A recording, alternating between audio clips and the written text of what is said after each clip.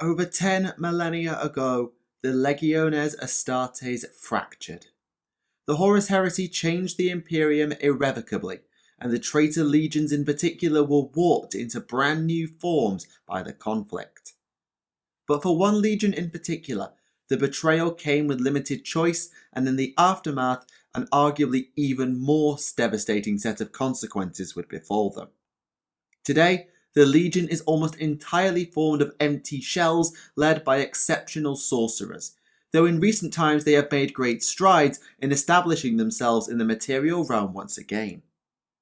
We have explored their history to the end of the heresy at length before, but today we focus on events after their defeat in the Battle of Terra.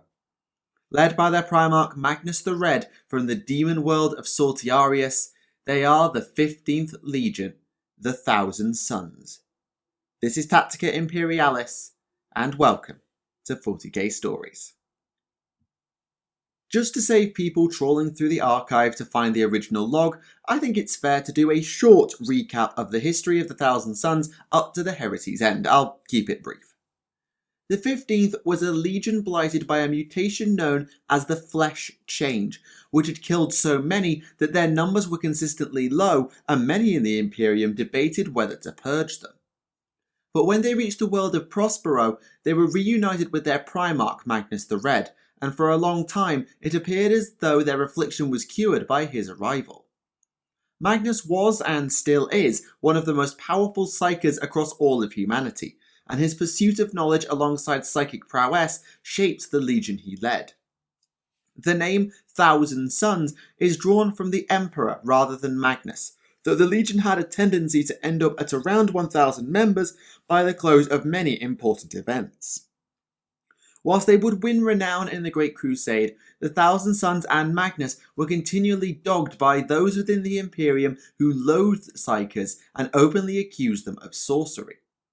Whilst this allegation was never proven before the outbreak of the Horus Heresy, the Emperor ultimately appeared to side with the accusers, and forbade psychic powers across the entire Legiones Astartes during the Council of Nicaea, known to some as the Trial of Magnus the Red.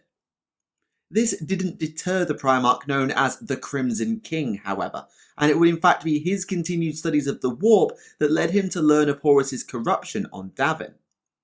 Though Magnus tried to prevent this via projection into the War Master's dreams, he would fail to sway Horus from his fall to chaos, and so set out to warn the Emperor. Unfortunately, Magnus's attempts to do this went even worse, and whilst it was almost certainly an accident, he broke the Imperial Webway project with his endeavours, causing a vast demonic incursion on Terra. The Emperor, now stuck on the Golden Throne due to the event known as Magnus's Folly, sent Leman Russ and the Space Wolves Legion alongside Custodes and Sisters of Silence to arrest the Crimson King. And then Horus, an unknown traitor to this point, got in the Wolf King's ear and told him to kill the Thousand Sons instead. Russ obliged, and during the war known as the Burning or Scouring of Prospero, the Thousand Sons were reduced back to pretty much exactly that amount of Astartes. Magnus was forced to teleport himself and his legion away from Prospero following his duel with Russ, though many believed him to have died there.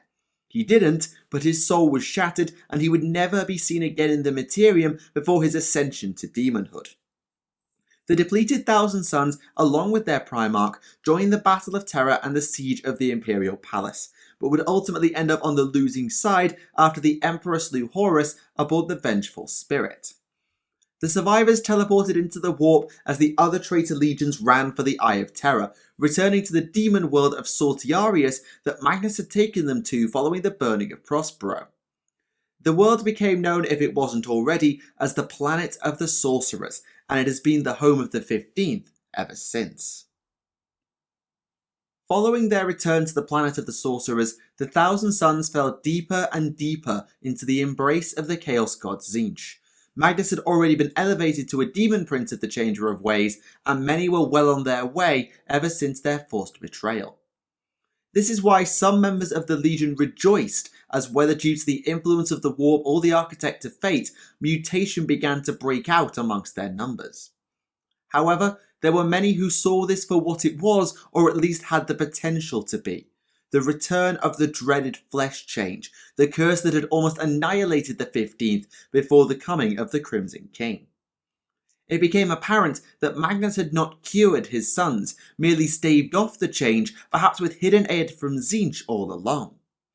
Magnus himself was becoming more and more absent from mortal Legion affairs, drawn into the great game of the Chaos Gods like many demons, including some of his brother Primarchs.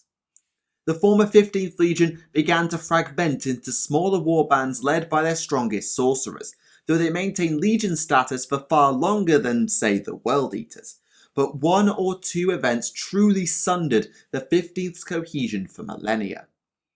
The first, chronologically, was the event that has defined the Thousand Sons and their structure most clearly, the Rubric of Ahriman. Ahriman had been chief librarian of the 15th in the Great Crusade and the Horus Heresy, a Terran second only to Magnus in psychic power, a distant second, but still. Horrified at the return of the flesh change that had claimed the life of his brother in the Crusade, Ahriman and his cabal of allies planned and performed a ritual that they believed would cure the Thousand Sons of mutation forever. And they succeeded, but at an arguably inexcusable cost. Whilst there have been no cases of the flesh change truly occurring since this ritual known as the Rubric of Ahriman, and the strongest psychers in the Legion received a substantial boost from its casting, the vast majority of legionaries were transformed. Their suits of power armour sealed their souls as their bodies turned to dust, rendering them all but automata known as the Rubricae that must be guided by a living psyker and only act anything like an Astartes when in combat. Ahriman was pleased with the results, but even the distracted Magnus could feel the Rubric's effect and was more than displeased, banishing the entire cabal from Sorcerous after Tzeentch prevented the Primarch from killing them. The second event that truly destroyed the Thousand Sons as a cohesive legion was the first of their attempted reprisals for the burning of Prospero. In M32, the Thousand Sons launched a full-scale invasion of the Space Wolves' homeworld of Fenris, with Magnus himself manifesting in the Imperium perhaps for the first time since fleeing Terra. The Battle of the Fang, as it is known, can be considered a victory and a defeat for both the Sons of Rus and the Thousand Sons. For the 15th, they were able to destroy a project that may have led to Space Wolves' successor chapters, preventing the former 6th Legion from creating a successor until the coming of the Primaris Marines.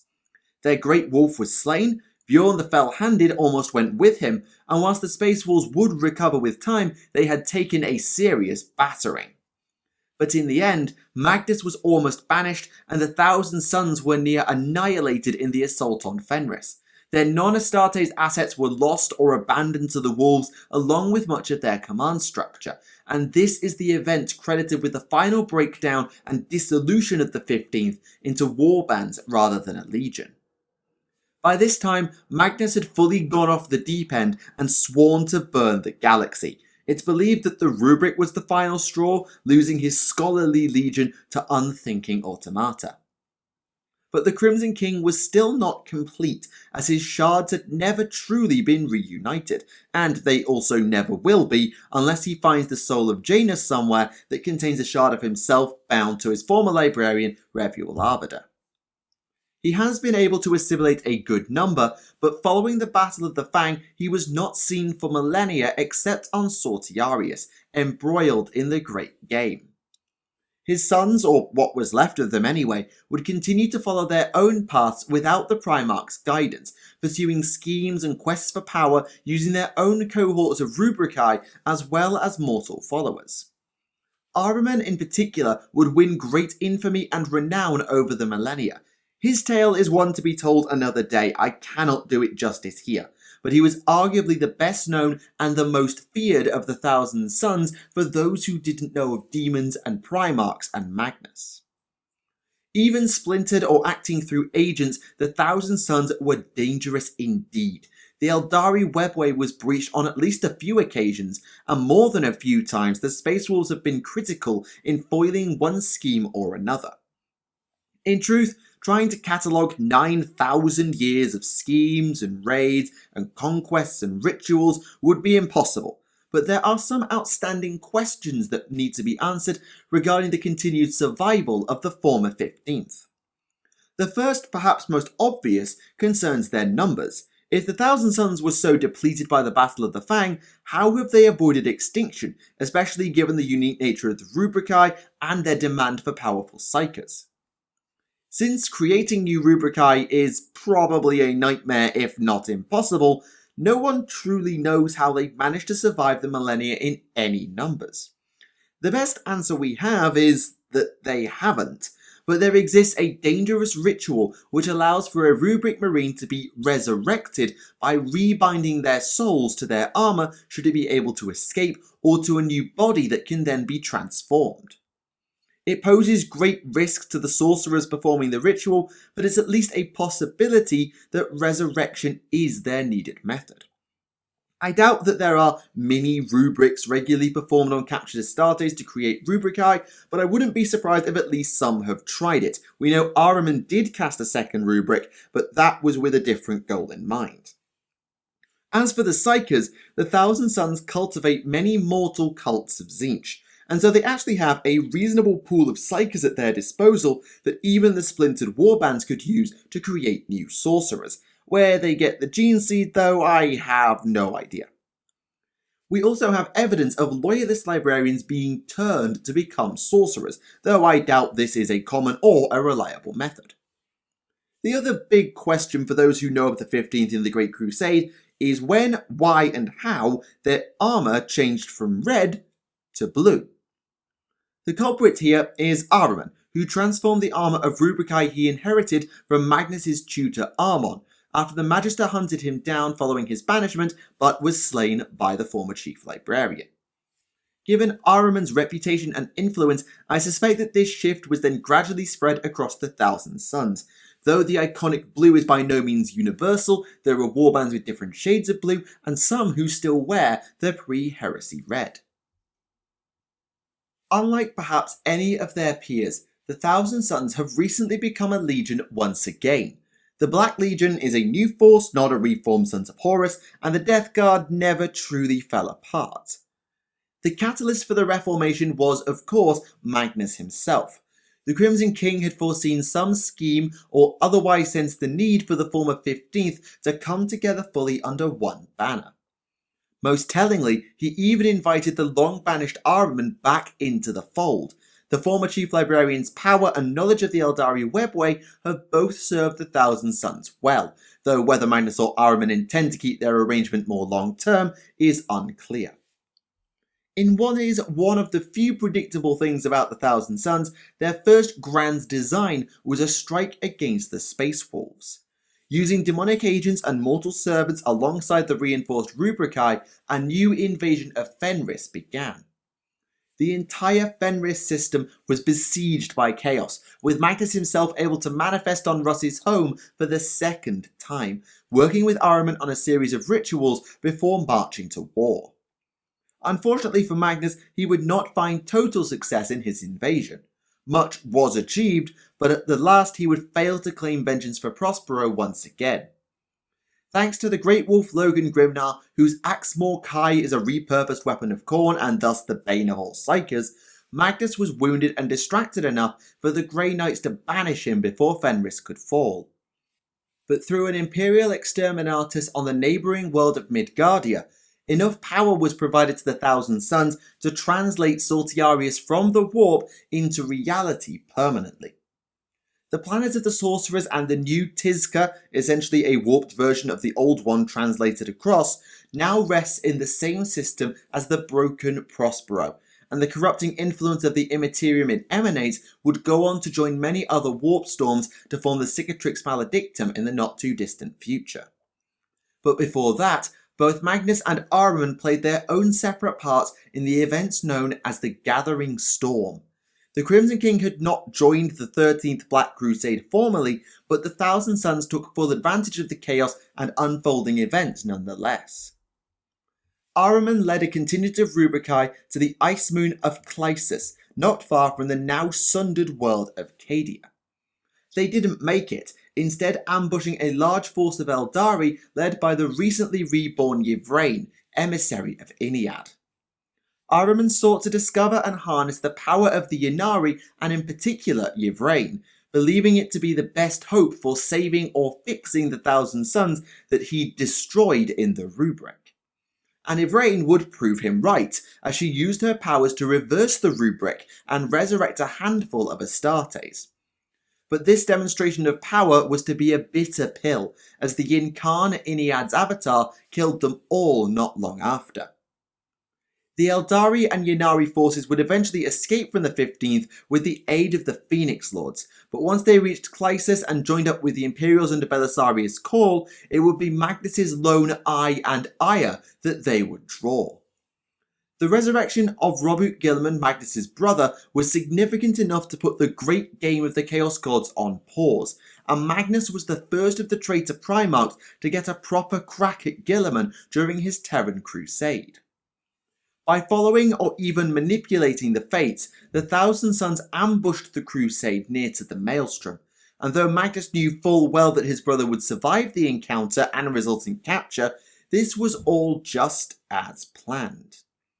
The Crimson King intended to pursue Guilliman, guided by the Harlequin Silandri Veilwalker, allowing him to reach Terra when the fleeing crusade finally arrived.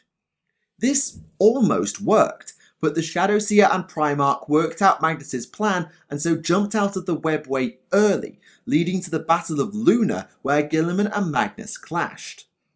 And for all intents and purposes, it appears as though Magnus won.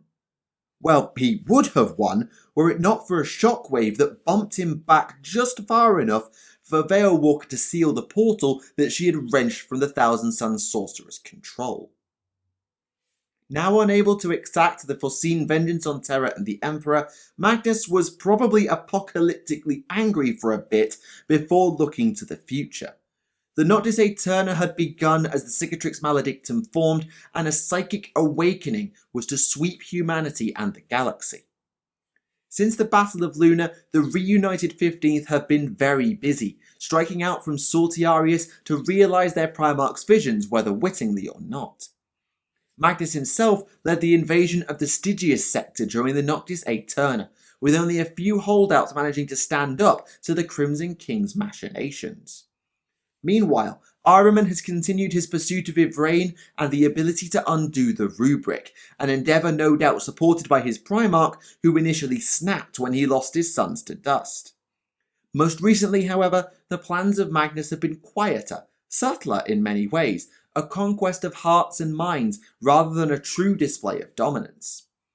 As the Psychic Awakening began to elevate the numbers and power of the galaxy's Psykers, Magnus subtly proclaimed the planet of the Sorcerer as a haven of sorts, manipulating the unwitting to come to Sortiarius as part of a grand ritual.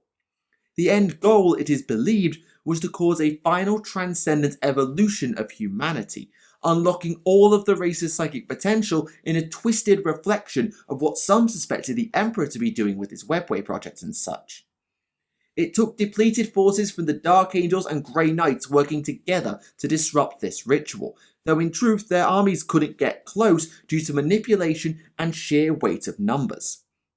In order to stop Magnus, the Grey Knights created a psychic beacon, allowing for the ritual site itself to be bombarded from orbit and destroyed.